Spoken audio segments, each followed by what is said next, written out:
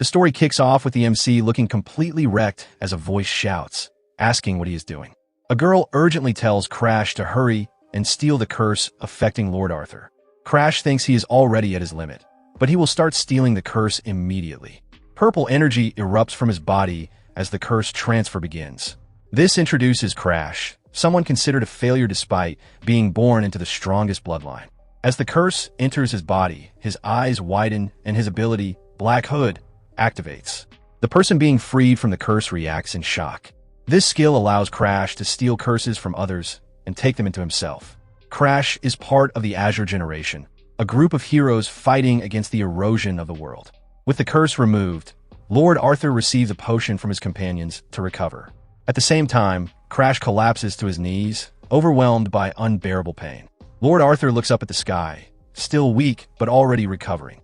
Suddenly, a skeletal knight riding a demonic horse appears above them. The monster has a broken horn, one glowing blue eye, and an overwhelming presence. Without hesitation, it launches a massive fireball toward the mountains. Seeing this, Lord Arthur falls into despair. With so few people left, fighting the Blue Knight feels impossible. His sword slips from his hand and hits the ground as he admits there is no way to win. He calls Sigrun, Abella, and Mary over, and the girls gather around him, hugging him tightly. Meanwhile, Crash forces himself to stand and calls out to the Lord.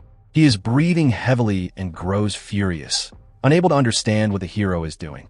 Blood drips from Arthur's mouth as he says there is no way to defeat that monster. On his knees, Crash listens as humanity's greatest hero speaks with empty words and no faith in victory. This completely enrages him.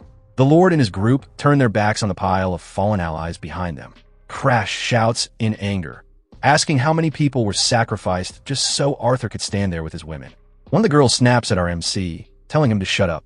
Surgeon steps in to defend Arthur, saying he did everything he could. She insults Crash, calling him trash who only knows how to steal. Our MC explodes in anger, saying she has a lot of nerve to call him trash.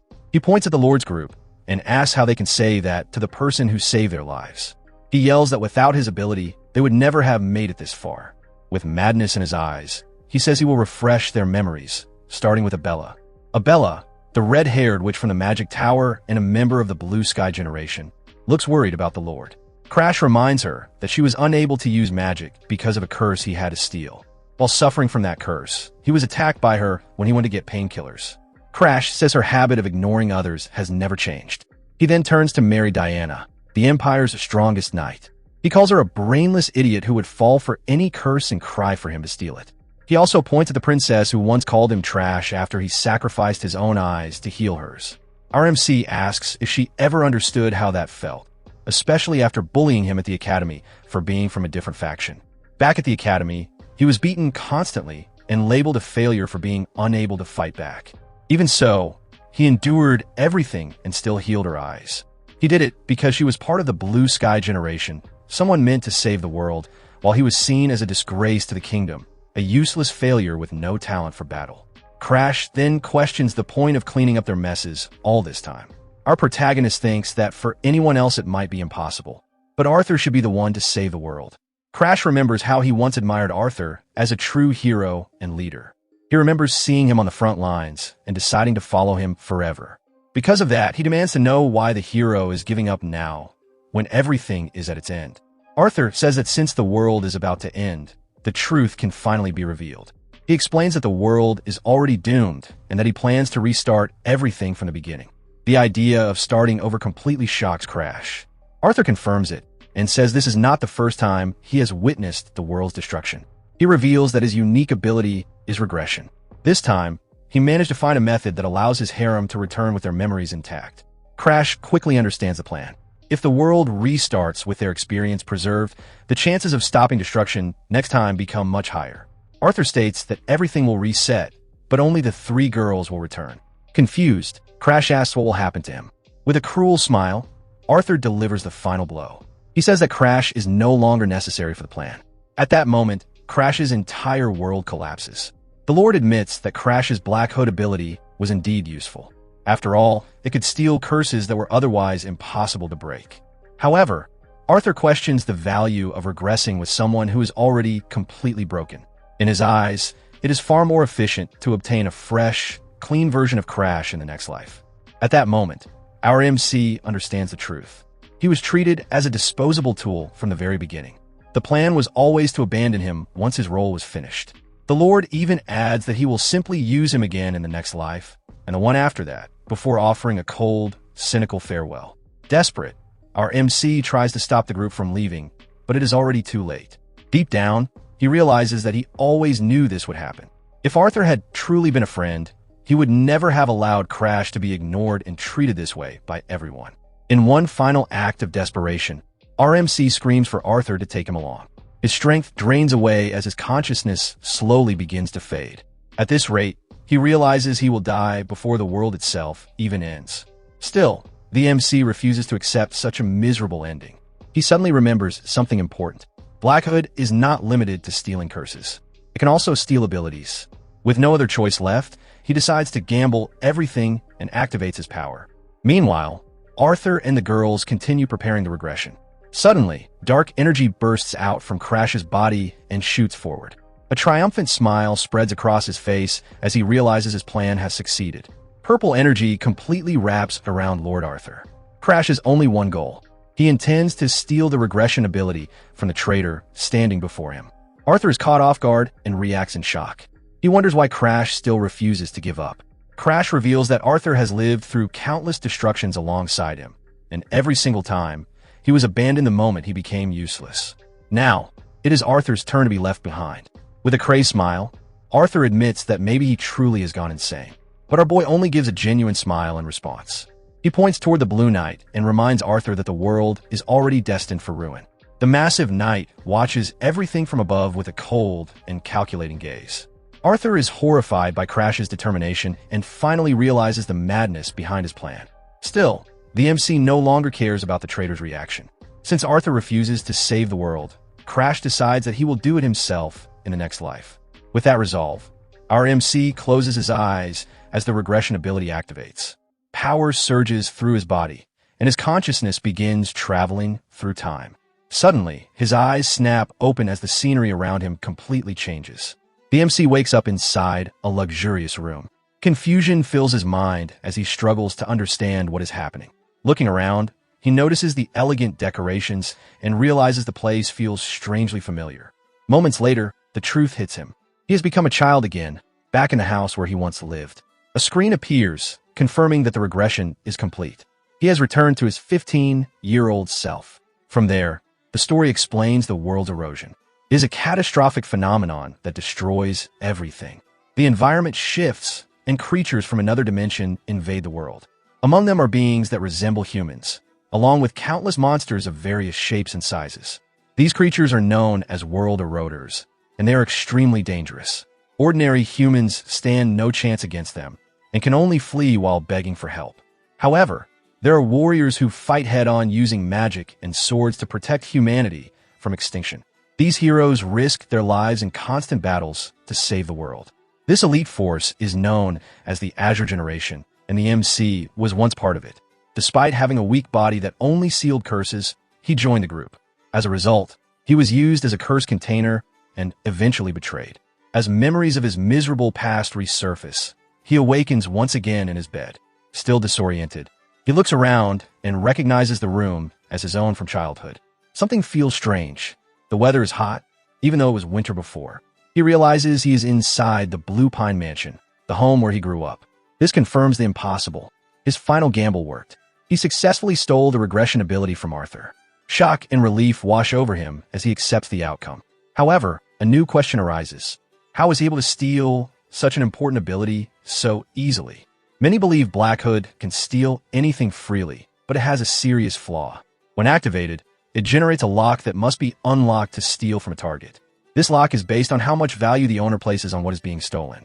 For instance, even something as simple as a rock becomes difficult to steal if its owner considers it precious. Skills and abilities, which hold great value, generate far more conditions and are much harder to take.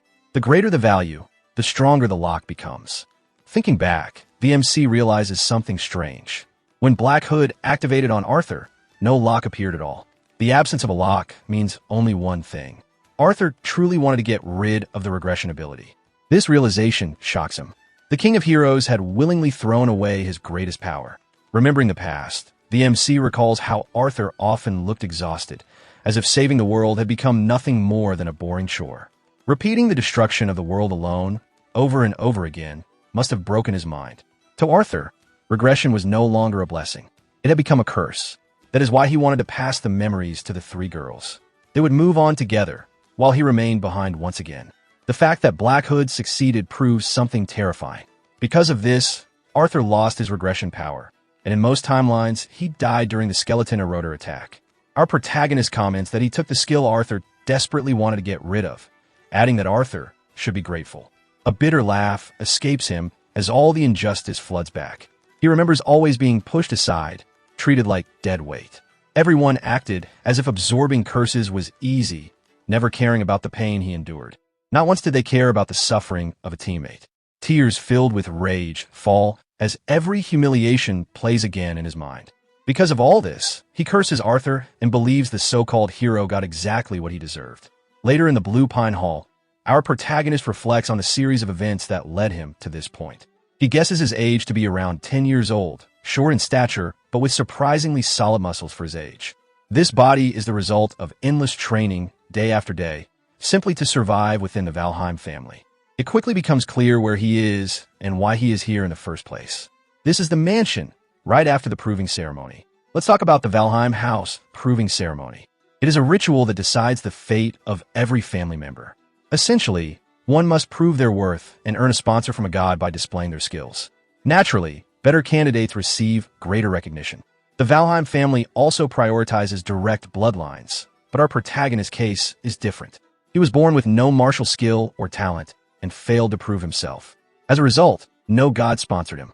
Because of that, he was expelled from the family's main house and sent to the Azure Pine Mansion, a place meant only for failures. Now, the family's greatest failure has returned to this place he hates more than anything. But this time is different. He alone knows about the coming end of the world, a disaster so great that even the powerful blue sky generation could not stop it. Staring out the window, he doubts himself and wonders if he can even stop what is coming. After all, he has witnessed the disaster firsthand. Cities destroyed and countless monsters overrunning the world. He feels fear at first, but sitting around and whining is no longer an option. This is no longer about whether it can be done. It has to be done. After fighting so hard just to exist, there is no choice but to fight again. If the world ends, he ends with it. With a determined expression, he accepts that there is only one path forward. The first step toward preventing destruction begins now. A voice suddenly calls out, addressing him as young master. An old butler appears before him. Seeing Ariad alive brings a strange sense of relief. Ariad was the only butler in the mansion and took care of him even after being labeled a failure. But another memory surfaces. This same man poisoned him on his brother's orders. A crazed look fills his eyes as he wonders when the poison will be used this time. At 14, this butler forced poison down his throat, teaching him his first lesson in betrayal. That moment opened the door to many more betrayals to come. Elsewhere, two men watch in shock as a 15-year-old girl overwhelms trained knights with ease. This is Charlotte Valheim, our protagonist's half-sister, a true sword saint. They marvel at her talent, something said to appear only once every 1,000 years. Nearby, the other half-brother, Verokin Valheim, watches with clear irritation. Compliments directed at Charlotte fuel the hatred in his eyes. He vows to wipe out her entire bloodline, but understands the risk. Charlotte is dangerous, leaving impossible to handle. That leaves only one target, the useless failure of the family. Verokin decides the plan will begin by eliminating him first. Verokin later approaches Ariad, explaining that the butler's future path is blocked because of Crash. But the butler remains silent. He offers poison and promises to solve Ariad's daughter's problems, and treatment will be handled. Ariad hesitates. He raised Crash like a son and cannot bring himself to do it. In response, Verokin coldly says Ariad's name, applying pressure. He asks whether the butler truly plans to choose someone else's child over his own daughter. Faced with an impossible choice, Ariad breaks. With no other option, he accepts the deal and poisons the young master's food, sealing his fate. Later, Crash finds his butler coughing blood and stares in shock. Using his last strength, Ariad apologizes to the young master he loved deeply. Apparently, this is an original event that took place before he used his regression ability. His butler once tried to kill him, but in the end, the butler took his own life. With sincere eyes, he remarked that our protagonist was like a son to him. His hand then fell lifelessly to the ground, ending his journey. Crushed by grief, the boy wonders what he did to deserve such suffering. In truth, Ariad could not bear the guilt and consumed the poisoned stew himself. Back in the present, Crash confronts the butler, asking when he plans to use the poison his brother gave him. Genuinely caught off guard, Ariad pretends to be shocked at the mention of poison. However, our boy calmly accuses him of playing dumb and asks whether he truly believes his miserable life as a failure is more precious than his own daughter. Ariad remains silent, as if reflecting on his actions. Watching his expression, Crash decides it is better not to pressure him further, fearing the butler might end up taking his own life. Instead, he changes his approach. Crash says that if he had not been a failure, Ariad would never have been given such an order. The butler is stunned. He expected tears or anger, not this calm acceptance. The young master's reaction is nothing like what was imagined. Instead, Crash tells him to follow, leaving Arioto completely confused. The scene shifts to a study, and the butler wonders why they suddenly ended up here of all places. Then comes a strange command. Ariad is told to cut the wall. Crash challenges him, saying such a task should be easy. Without hesitation, the butler agrees. Ariad steps forward and gathers his strength. A massive sword appears in his grip, glowing with a deep purple aura. The weapon radiates overwhelming power. With a swift and precise motion, Ariad delivers a powerful slash straight into the library wall. The result is a perfect hole that reveals a hidden passage. Crash praises the clean cut, while Ariad stares in shock at the secret path now exposed. Our MC congratulates him on a job well done. The butler looks at the boy closely and feels uneasy, as if the young master already knew everything that would happen. He realizes this Crash is completely different from the boy he served just a day ago. The boy stops in front of a tightly locked door. The butler wonders what could possibly be hidden behind it. Our MC stares at the door, bringing back old memories. He remembers how a fire once reduced everything inside to ashes. However, this time, he returned to the past before that tragedy ever occurred. Seeing the situation, the butler offers to cut the chains. Crash refuses, revealing that the chains cannot be cut so easily. Regardless, this time he decides to test his own strength. He activates his ability, the Black Hood. Dark and sinister shadows spill out from his body and surge forward, swallowing the lock hole. In a blink, the chains and lock shatter. The sight leaves the butler terrified. Our MC tosses the broken lock aside. Ariad nervously asks whether a contract with the god was formed. Crash thinks back and realizes that at this point, no contract should exist. Putting on a straight face, he lies, claiming a pact with a minor god, and says Ariad may report it to his father. The butler is left completely speechless. He remembers how, just yesterday, the boy's eyes were empty, as if life itself had abandoned him. Now, that emptiness is gone. Ariad becomes convinced that a god's contract changed everything overnight, and that new abilities must have awakened. He believes Crash carries the same blood as the genius Charlotte, and that potential has finally surfaced. Grinding his teeth, Ariad seems to reach a decision. Moments later, the butler calls out to the young master. With a deep bow, he swears silence until everything is finished. Our MC realizes this is one of the downsides of regression. Because his actions differ from the past, Ariad's behavior is also changing. Still, the memory of the butler who betrayed him and died in his arms remains deeply engraved in his mind. Crash begins to wonder whether Arthur allowed the skill to be stolen on purpose because of this reason. At the same time, a plan forms to secure Ariad's loyalty. Since the opportunity exists, increasing the number of usable pawns becomes the logical move. With this in mind, our MC tells Ariad to act as he wishes for now and assures him that his daughter's treatment will be considered later. The priority is made clear. The secret library comes first. The door suddenly opens with a blinding glow, revealing what lies beyond. His eyes widen in shock. A massive wave of energy bursts from the library, throwing the boy backward. His breath becomes heavy as cold sweat pours down his body. The pressure is overwhelming. He has faced countless curses before, but this one sends chills through his spine. There is no doubt the manual is inside. Both figures stare at the shelves lined with countless books. From one of them, a sinister, fiery aura leaks into the air. Moments later, the correct book is found. A smile spreads across his face as he confirms it. This is the secret library of the Azure Pine Pavilion. It contains the memories of failed ancestors. These are not skills granted by gods. but manuals written by humans who sought absolute power. At first, anyone could enter this place. That changed because of one individual. That person is Damaris Valheim, the most feared ancestor in Valheim history. Damaris was known as the greatest failure the family had ever produced.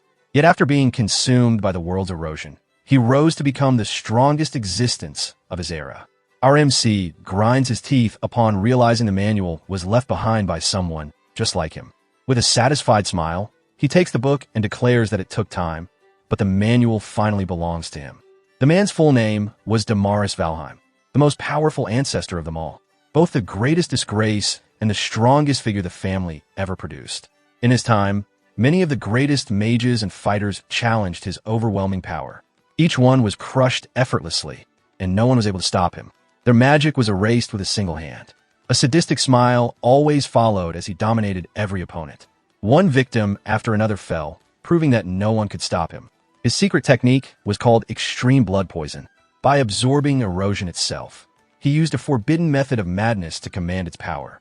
Holding the book, Crash wonders whether his ancestor lost his sanity after failing to control the erosion. He believes this is true because he remembers being struck by an erosion curse, and he only managed to endure it by using the Black Hood to weaken its effects. With the book in hand, he realizes the same principle could be applied to extreme blood immersion. The idea is simple but dangerous. If a curse that controls violent outbursts can be stolen and used to suppress the blood immersion curse, the two opposing forces will collide and clash violently. From that collision, a new and unfamiliar energy is born. Our MC understands that this method could allow him to grow stronger and reach the same level of power as his ancestor. He turns toward Ariad and calls his name, preparing to give his next order. From this moment onward, no one is allowed to enter the Azure Pine Mansion under any circumstances. The butler accepts the command without hesitation and immediately leaves to enforce it. In his heart, Ariad reflects on his master's kindness and decides to repay that debt by rejecting Verikin's proposal. From now on, his true master is the young Crash. Elsewhere, Verikin explodes in fury upon hearing that Ariad refused his offer. He destroys everything within reach. His gaze falls on a newspaper praising the genius Charlotte, and irritation twists his face. Both her and the family's failure are unbearable in his eyes.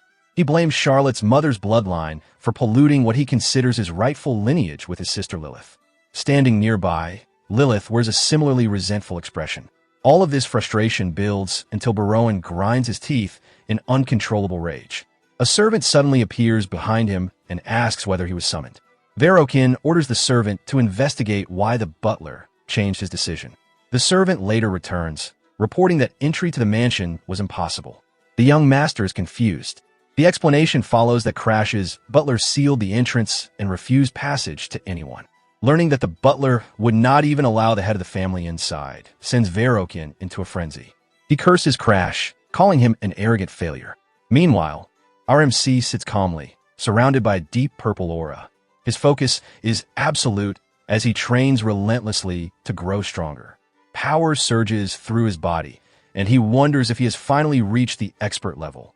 The narrative reveals that Aura has several realms, ranging from user level to emperor level. The first is the user level, where the basics are learned. The second is the expert level, the boundary that separates geniuses from ordinary people. Thoughts drift to Charlotte. Despite being only 2 years older, she is already close to becoming an Aura master.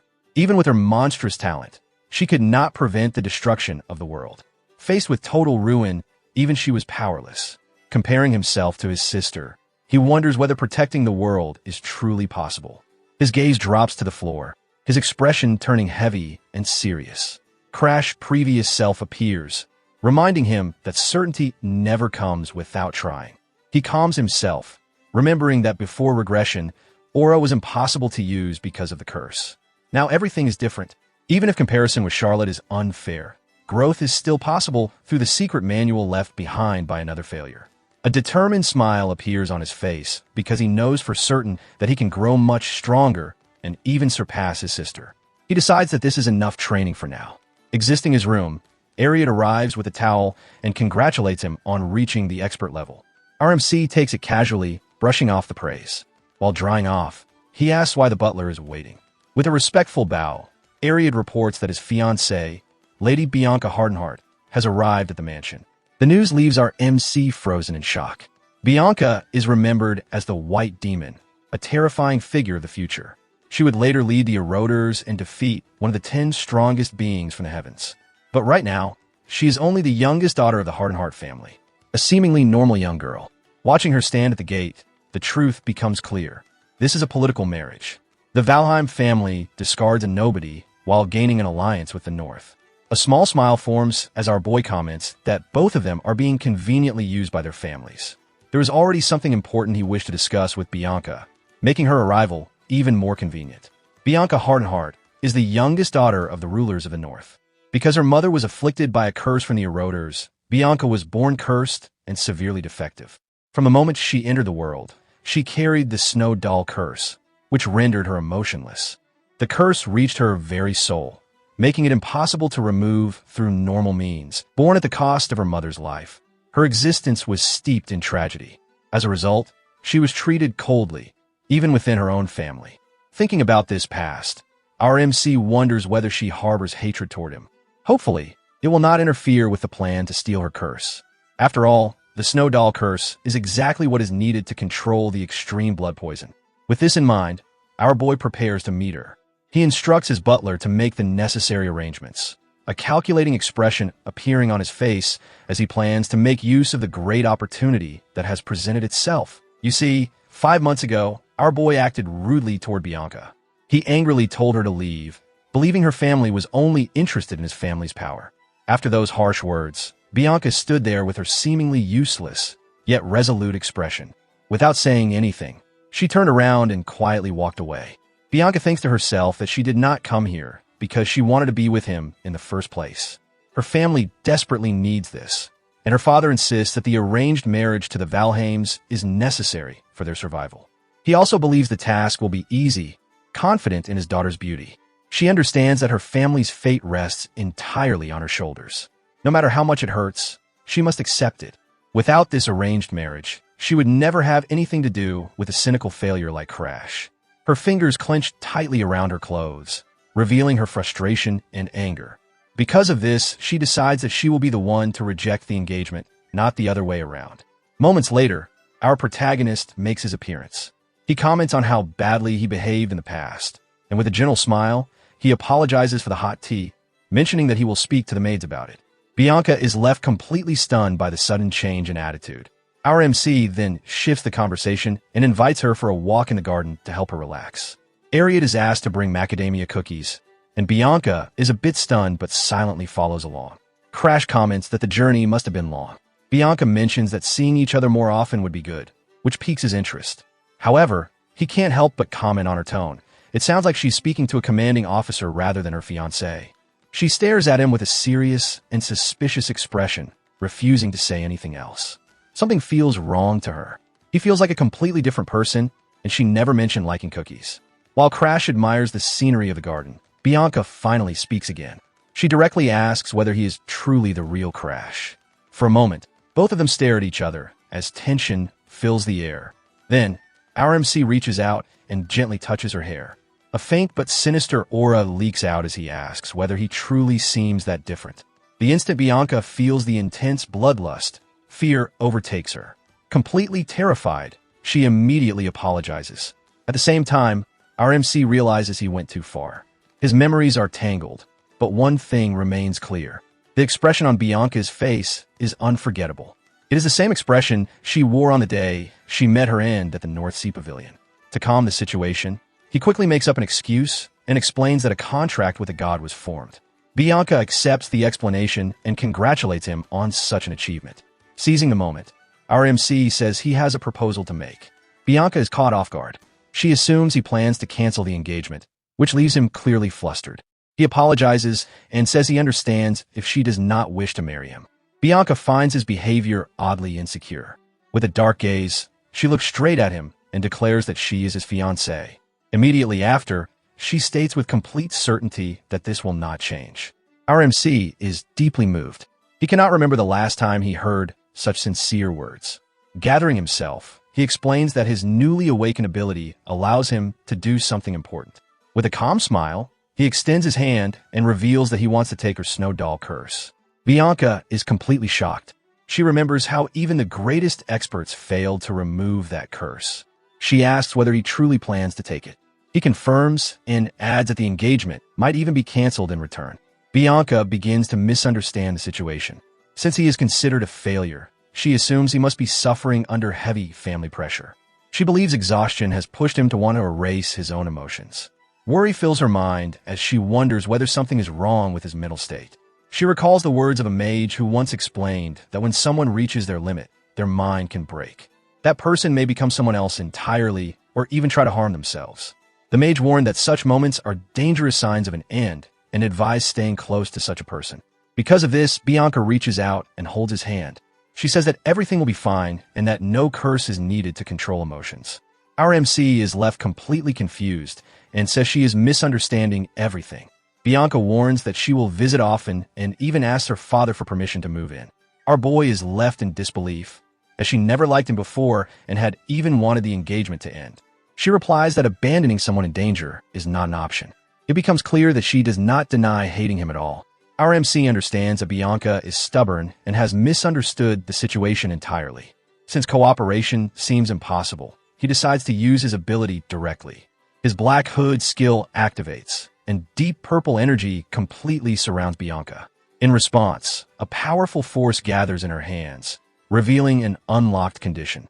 The sight shocks him. He sees two locks. The first requirement to steal the curse is simple, yet troublesome, becoming Bianca's friend. He realizes it's a double lock, perhaps another downside of using the Black Hood. Since the curse has been part of her since birth, it naturally possesses a deep immersion value. And that's exactly the problem. Becoming her friend is far more difficult than being her fiancé, especially when she shows little to no emotion. Looking at her, it's unlikely she'll show interest in anything at all. The decision is made to keep her close, prevent her future transformation, and wait for the right opening. By doing this, both her fate and the curse can be dealt with at once. Because of that, the best option is to listen to her for now. He agrees and says he does not mind seeing her more often. Bianca responds that she will speak with her father and promises to return soon. As she leaves, he watches quietly and decides that until then, the secret manuals will be studied. Things are about to become very busy. The next day, a large cart filled with boxes arrives at the mansion. It stops directly in front of the main gate as several men begin unloading the cargo. Moments later, a familiar voice greets him. Our MC is left stunned. It is Bianca. She announces that she has decided to start living at the mansion from this very day. Our boy looks like he's on the verge of an existential crisis. Sometime later, morning arrives. He wakes up and immediately senses another presence beside him. Turning his head, he sees Bianca sleeping peacefully next to him, drooling slightly on his bed. He wonders if she has been sleeping there again, as if it has already become a habit. Letting out a yawn, he warns that people might get the wrong idea if they see her there. Bianca slowly wakes up, greets him casually, and asks why he is in her bed. That single question irritates him greatly. From that day onward, he throws himself fully into training, focusing on controlling the dark energy he recently awakened. He thinks about how time has passed quickly.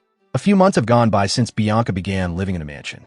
He remembers the day she arrived and calmly announced that she would be staying there from now on. He was so shocked that she asked him to take good care of her. When asked whether she is really moving in, she replied that her family had given permission immediately. Concern rises as he wonders whether she will be fine living so far away from her family at only 12 years old. That is when it becomes clear that her lack of emotions makes the distance meaningless to her. Because of this, he believes this situation might actually help them become friends. While training, he realizes how quickly time has passed. The year is almost over, which means the opening of Laheln Academy is drawing near.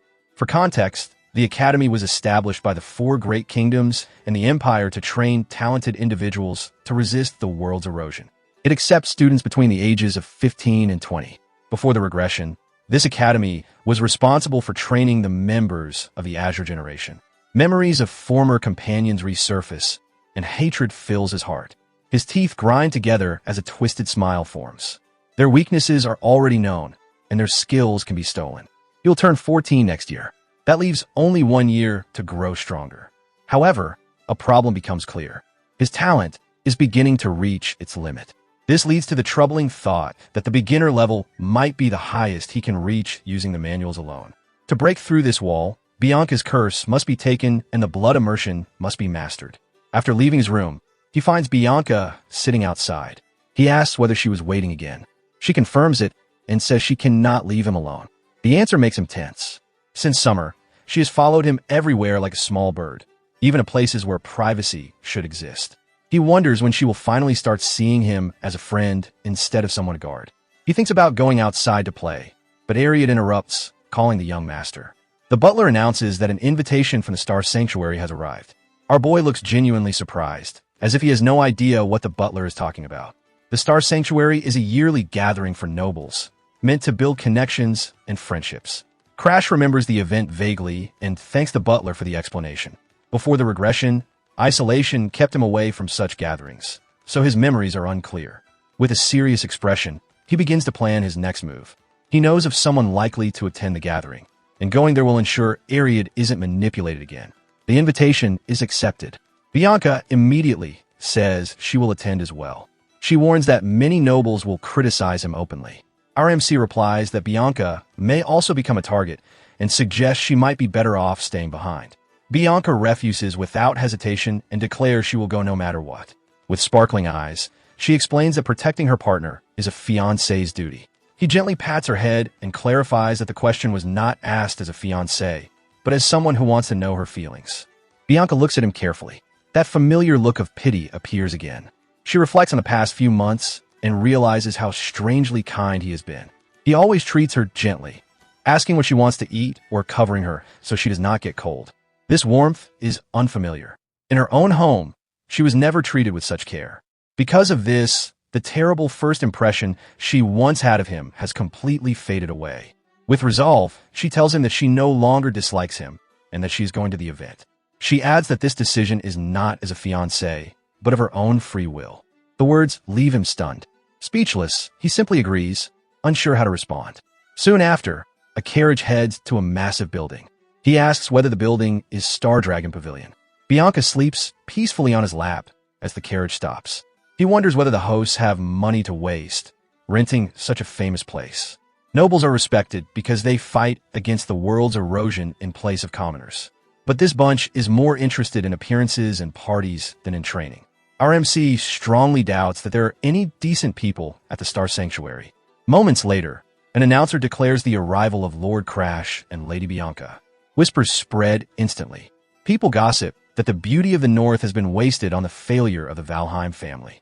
Crash grows irritated at being surrounded by fake nobles who only know how to flatter others. Suddenly, a boy with tiger-like ears notices him. He remarks that someone interesting from the Valheim family has appeared. Our boy inwardly notes that real nobles are present among the crowd. This is Balakhagma, the tiger boy and a future member of the Azure generation. Beside him stands Kasagi Elfin Emilia, the girl with sharp red eyes. The third is Anix Grizzer, the archer who will later become one of the 3 heroes of Staron. Our MC notices the trio staring at him and wonders why they are so interested. That's when he remembers his sister Charlotte.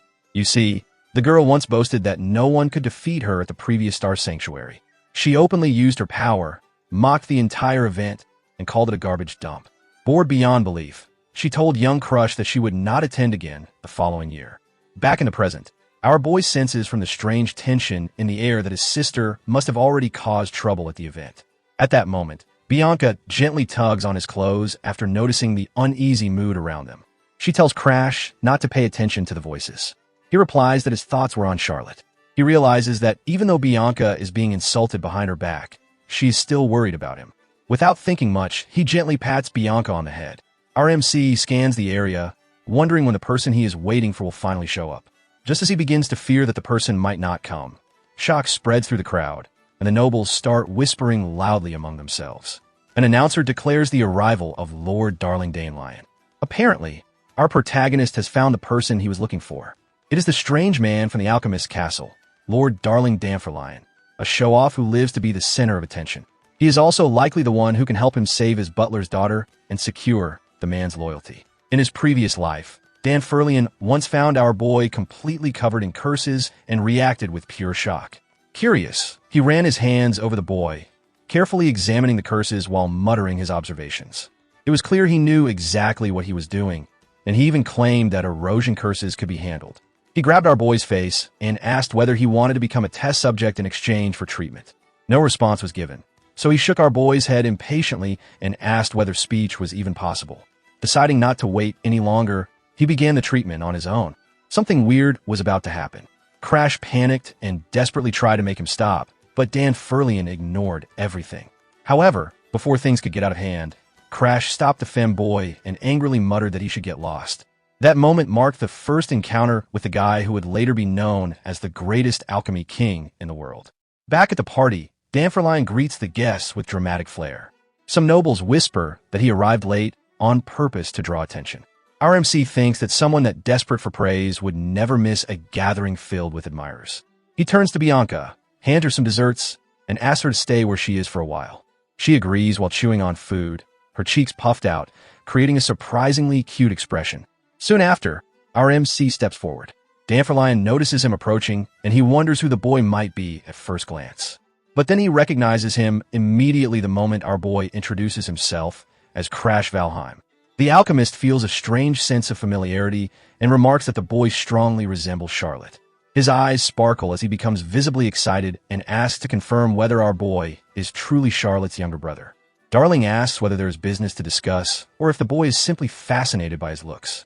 But when our boy mentions his recent activities, Crash's smile widens. He is aware that the boy has been investigating the world of roaders and adds with a calm smile that the information has piqued his interest.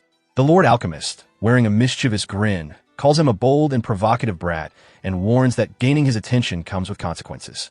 Moments later, Dan Furlian glances at the weapons on display and asks our boy's age.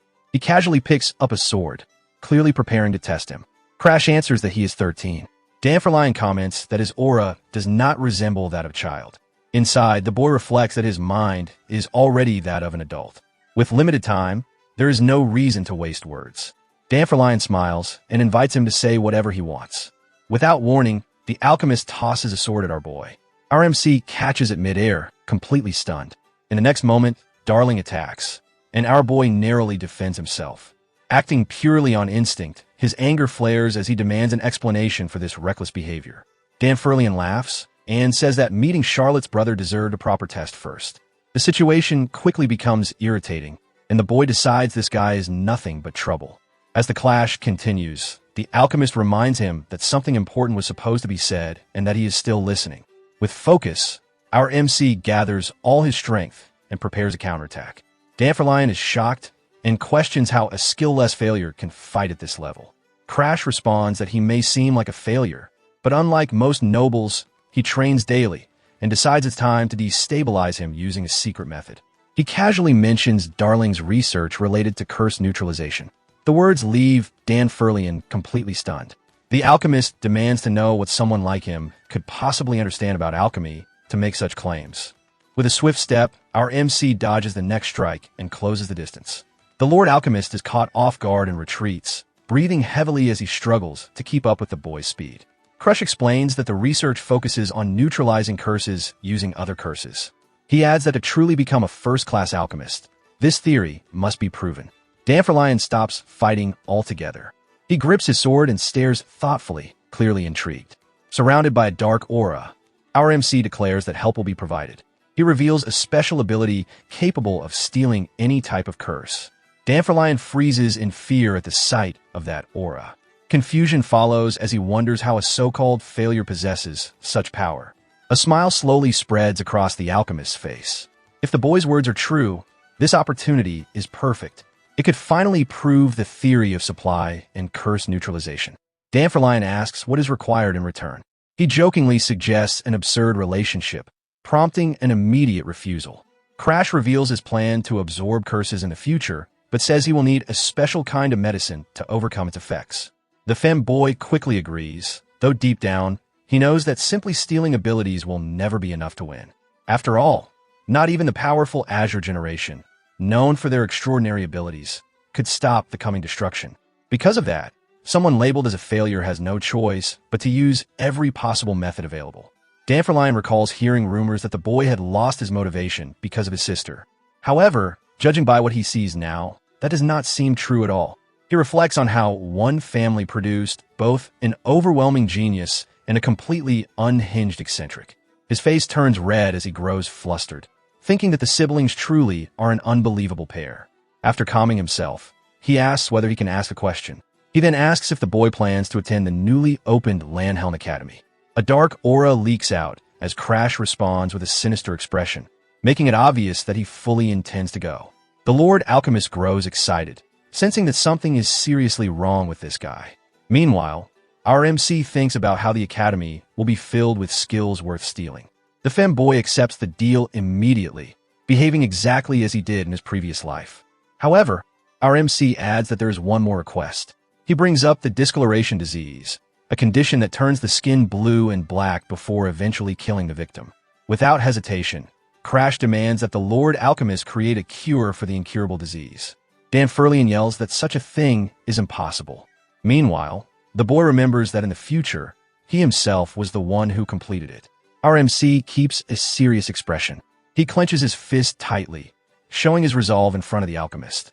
With complete confidence, he meets Dan Furlian's gaze and insists that the cure can be made. Dan Furlian admits that hearing such words hurts his pride, yet a smile forms on his face. The two seal their agreement with a fist bump, resembling old companions rather than strangers. Our boy ends the conversation by telling him to bring the cure directly to his mansion once it is ready. Before leaving, he suddenly remembers something crucial and asks whether the guy has feelings for his sister. Dan Furlian responds with a flustered expression, which confuses him. Because of this, Crash questions Dan Furlian's earlier statement about keeping an empty seat beside him and asking him to be his boyfriend. He asks the femboy to explain properly. Dan Furlian replies that our boy is too naive and too young to understand. Leaning in with a fully flushed face, he casually reveals that he also likes men, adding that gender makes no difference to him. Our boy realizes in horror that the man is a ditty.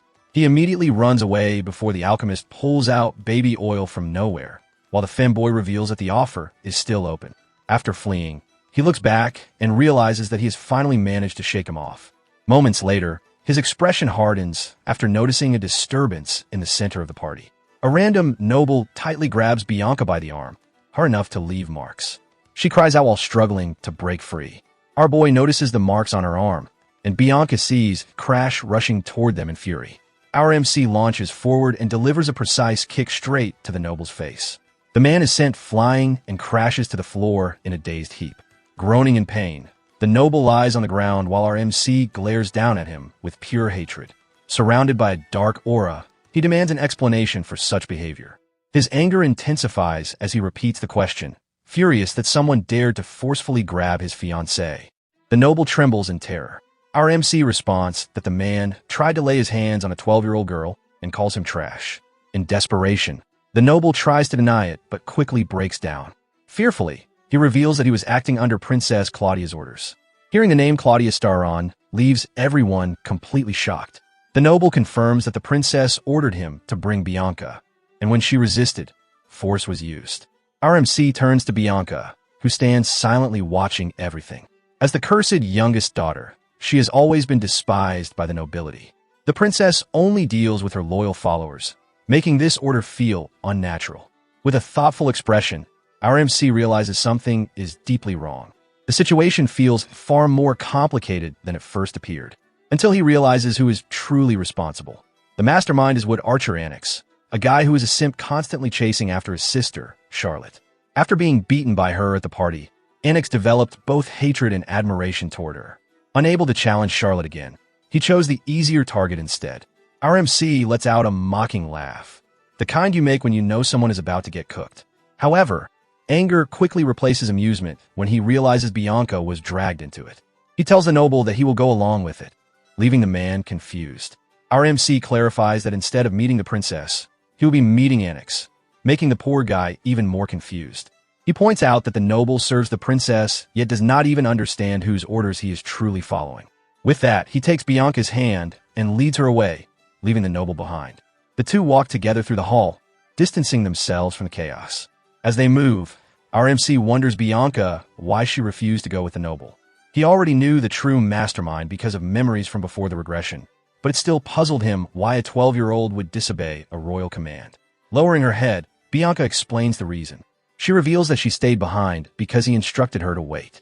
Hearing this, our MC feels deeply moved by her loyalty and smiles gently. With that, he pats her head and praises her for doing well. When they reach a door, a boy with cat ears can be seen stretching lazily. He looks full of energy and lets out a loud sound as if he had been waiting. The boy greets him casually, and our MC replies that he came to see Annex.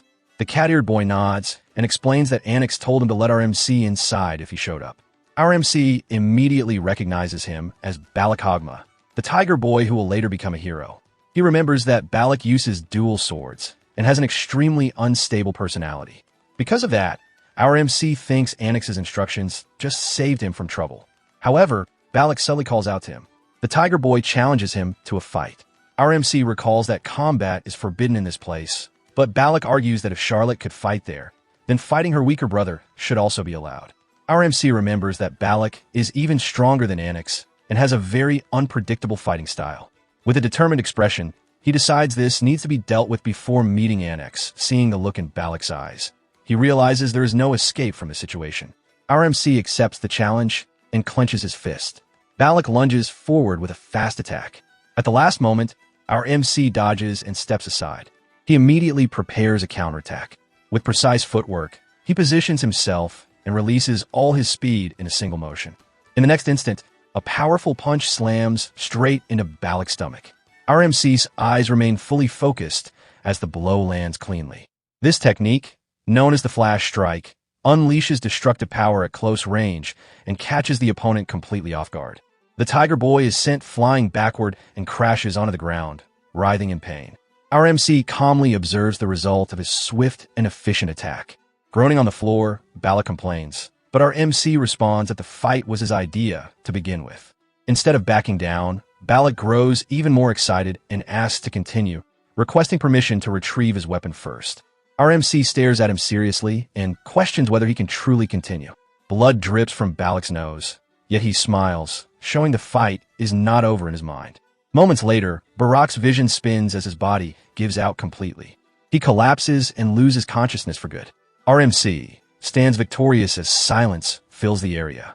Bianca watches and asks what technique was used. Our MC explains that it was a secret Valheim art. The flash strike was created by renegades and releases overwhelming power at close range. It was the only technique recovered from a fire and has saved his life many times. He adds that this was his strongest secret art, and Balak will not be waking up anytime soon. Even while unconscious, the tiger boy seems to agree faintly.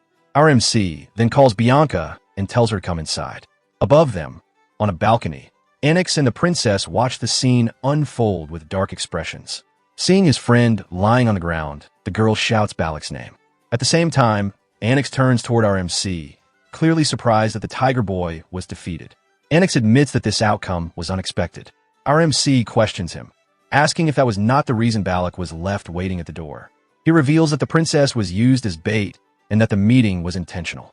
Annex grows curious and asks how the truth was discovered, adding that the rumors about our MC are exaggerated. Our MC calmly acknowledges being a failure, but states that everything will change if Annex loses here.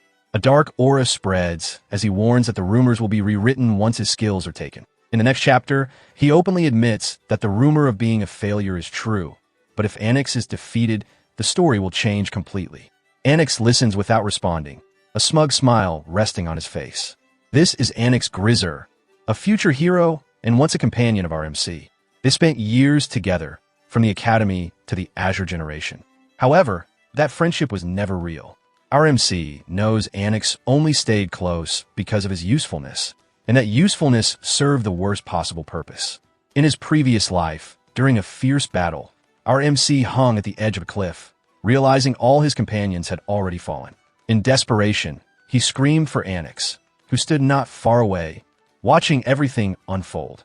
With a darkened expression, Annex explains that if the others discover the trap was his doing, his position will be destroyed. Because of this, he decides that if he is the only survivor, the truth will die with the others and never be discovered. Our boy can't believe what he is hearing. He reveals that there was already internal conflict within the group and that Annex would have been kicked out sooner or later. With a cruel smile, Annex makes it clear that he never intended to help. Instead, he chose to blame Crash for everything, since no one liked him and the case would easily be forgotten. Cynically, he thanks our MC for being his friend until the very end. Hearing this, the boy finally realizes the betrayal and wonders if their friendship was ever real. Anger explodes as our MC shouts that Annex never saw him as a friend, only staying close because he was chasing Charlotte and her marriage. Because of this, he lost focus and led the entire group into a trap. Annex stares back coldly and says that is exactly why he hates him so much. He adds that our boy has no talent, yet his intuition is sharp, and he always tries to find someone to blame. Annex reveals that the moment he learned of his sister's marriage, their so-called friendship had already ended. He starts to turn away, but then pauses, a thought crossing his mind. With a twisted smile, he says Charlotte wouldn't want a funeral and a wedding happening at the same time. Our MC curses him as his strength fades. His hand slips from the cliff, fingers losing their grip. In his final moments, he wonders if this is truly the end. At that instant, Arthur appears and pulls him to safety, asking if he is all right. From that moment on, they become a team. Back in the present, our MC reflects that this marked the beginning of his next misfortune. Annex was later expelled from the generation because of Arthur and then attempted to marry the princess. But now, everything is different. With a smile, Annex says that the way our MC speaks reminds him a lot of Charlotte. Our boy realizes Annex has not changed at all. He tells him not to mention his sister so casually and warns that he is different from her. In the next instant, our MC lunges forward, purple aura surging as he attacks with everything he has. He declares that he is not like his sister and will face any battle head-on. Annex watches calmly with a mocking smile, completely unfazed. He blocks the incoming strike by forming a wooden branch in front of him. Our MC kicks off the branch, using it as momentum, and launches another attack from above. The attack is effortlessly blocked by Annex's wooden branch. It wraps around our boy's leg, spinning him uncontrollably and attempting to encase him completely. But he manages to break free just in time and lands on the ground, irritated beyond measure. No matter the timeline, he thinks Annex is utterly unbearable. Annex mocks him, suggesting he use a weapon, and in doing so reveals his secret ability, the Grizzer family's hidden technique with heaven style. This skill allows him to freely strengthen and manipulate plants with his aura. Combined with his own recovery ability, he can multiply branches and extend them far beyond the limits of his family's technique. Our MC picks up one of the branches and asks if he was told to use a weapon. With a faint smile, he says the fight will be done using Annex's own wood against him. Annex smirks and underestimates him, questioning whether victory is even possible. He unleashes a barrage of branches, daring him to block them with the stick. Our MC moves swiftly, dodging every attack with ease. Annex is stunned, unable to understand how a so-called failure could evade everything. He suspects the awakening of a mind's eye. With a calm expression, Crash explains that to Annex, he is a natural enemy. He already knows every move, having seen those abilities countless times before the regression. He taunts Annex, assuming the guy is thinking about his sister in the middle of the fight. Enraged, Annex releases a powerful green aura and prepares to unleash far greater power. A massive blast erupts, destroying everything around them. Our MC leaps back and lands safely. Annex summons a gigantic wooden monster and warns him to watch his words. With a cruel grin, he reveals that this is the Wood Heaven 5th style, the Wooden Titan. At that moment, the princess beside Annex rushes forward, desperately shouting for him to stop. She fears that a direct hit would be disastrous. The wooden giant advances and throws a devastating punch meant to end the fight. Faced with this, our MC closes his eyes and focuses completely. He recalls discovering a thin secret art manual in the mansion's library. The technique was created by a talentless ancestor who trained by swinging his swords daily, repeating the same move for 80 years. He wasn't naturally talented, just a man endlessly dedicated to his training. His notes were brief, and the technique required total unity between user and weapon, an extraordinarily difficult feat. Because of his curses, Crash has already experienced something similar and grasped the essence of the art. The branch in his hand begins to glow as he reaches perfect synchronization. He declares that he and the weapon have become one. In the next moment, a single energy slash is released. The wooden giant is split cleanly in half. The remains scatter as the attack continues upward, slicing into the sky and revealing its overwhelming power. Both Bianca and the princess stare in shock. Annex's jaw drops as he realizes he has been defeated by the very failure he looked down on. He hears our MC's voice and trembles slightly. Crash delivers a warning, telling him never to act cocky around him. Crushed by humiliation, Annex collapses to his knees, unable to respond or even process what just happened. Our MC used all his energy in that single strike and can barely remain standing. He originally planned to hold back in order to steal Annex's skill, but he got carried away and now cannot even move properly. His legs tremble, and the exhaustion is so severe that his voice barely comes out. Seeing his condition, Bianca rushes over in panic to support him before he collapses. She wraps her arms around him, but her grip is a little too strong for his weakened body. Suddenly, Danforline appears and warns that if she keeps squeezing like that, she might finish him off. He says he will carry the boy himself. Without hesitation, the Lord Alchemist lifts our MC and throws him over his back like he weighs nothing. As they walk through the hall, whispers spread everywhere. People gossip about how the failure of the family defeated Annex. With a smile, Danforlian realizes that news of the victory has already traveled fast. He wonders whether the boy is brave or simply reckless, but knows this incident will make him famous. Then his expression turns serious as he recalls the look of hatred on Annex's face. That gaze troubles him, and he feels the guy will attempt something soon. Once outside, he warns our MC not to die yet, reminding him that research still needs help. A week passes. During that time, the boy trains relentlessly to recover and grow stronger. Eventually, the damage caused by the secret technique fades, and he is ready for his next move. He remembers being in far worse condition than Annex and fainting in the carriage on the way back. Because of that, he regrets being unable to prepare properly to steal the guy's skill. With a serious expression, our MC reviews the two methods for stealing abilities. The first is the standard approach. The second is forcing the opponent to doubt the value of their own power. He had planned to use the second method on Annex, since it works best after an overwhelming defeat. Because the wooden giant was destroyed in a single blow, doubt should now be spreading inside Annex's mind. Being defeated by someone he despised will cause Annex to question the worth of his own ability. Our MC is confident that even if it takes time, Annex's recovery skill will eventually become his. From there, he decides to train nonstop throughout the year to surpass the geniuses at the upcoming academy. His thoughts are interrupted when Ariad appears. The butler reports that Verokin has arrived and that his messages were already refused twice. Feeling drained, our MC admits he cannot ignore him any longer and allows him inside. Resting on the couch, Bianca offers him a glass of water. He thanks her, appreciating the gesture. She moves closer and remarks that he smells strongly of sweat, catching him off guard. He sniffs his clothes and wonders whether the scent comes from excessive aura use or from growing accustomed to the stench of erosion. Bianca asks whether he plans to wash up, but he answers that there is no time since he might begin training again. With a serious face, she asks him not to come any closer.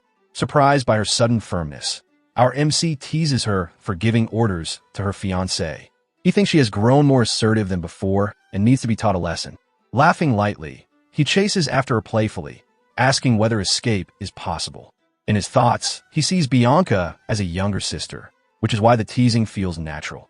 However, he knows that those from before the regression would view this behavior coldly. An image of Arthur appears in his mind, wearing a stern and judging expression. The hero questions whether peace has softened him and whether destruction can truly be stopped like this. As the image fades, our MC recalls his former leader's name. Though unwilling to admit it, Arthur was always a hero who stood on the front lines until the very end. As he ponders what Arthur might be doing in this timeline, a harsh voice suddenly cuts through his thoughts. Verokin stands there, glaring with hatred, commenting on how much fun seems to be happening with the fiancé. Our MC turns with slight irritation and replies that rest is sometimes necessary. Verokin is shocked, as the boy who once feared him now faces him calmly. This confirms that the rumor of him defeating Annex was indeed true. Our MC asks why Verokin is here when important matters should be occupying him. His brother questions that assumption, so our boy explains that Laheln Academy now accepts students through an exam, regardless of social status. With a small smile, our MC says that his brother should also prepare for the academy exam. The suggestion enrages him completely. He believes the boy is deliberately provoking him. Verokin thinks about the strength and fear associated with the Valheim family and his status as a direct descendant. He scoffs at the idea of studying, claiming it was ridiculous. He says that just because Annex was defeated doesn't mean our boy should act arrogantly. In addition, he comments that such an idea is understandable coming from a commoner. Our MC calmly agrees, stating that ordinary people naturally worry about academy admission. This relaxed response only irritates Baroan further. Finally, he reveals the true purpose of his visit. He delivers a direct order. The mission is to head to Mount Garelac and suppress the erosion. Crash is shocked, knowing that such missions only begin at age 15. With a smug smile, his brother assures him not to worry, announcing himself as the guardian and mocking any fear. Our MC immediately understands a plan. It is meant to test his abilities and keep him under control. Accepting the situation, he agrees to go. He reflects that erosion feels more familiar than peace, and that even if this is a trap, a plan already exists. As he prepares to leave, Bianca notices and asks where he is going. He warns her that the matter involves erosion and tells her not to follow. Bianca doesn't plan on accompanying them. Instead, she calmly comments on the absurdity of the situation. Logically speaking, sending a 13-year-old on a mission like that is pure stupidity. This causes Verokin to erupt in rage, but our boy defends his fiancée, asking whether his dignified brother would really consider the words of 12-year-old and take her insight seriously. The two lock eyes, the atmosphere turning tense. In the end, his brother can only leave while grinding his teeth. Seeing this, our boy rewards Bianca with a pat on the head, praising her for successfully getting under his brother's skin. She tries to downplay it, but he thanks her regardless. Looking concerned, she tells him not to exhaust himself and faint during the mission. Our boy leaves with a reassuring smile, radiating confidence as he declares that he will return.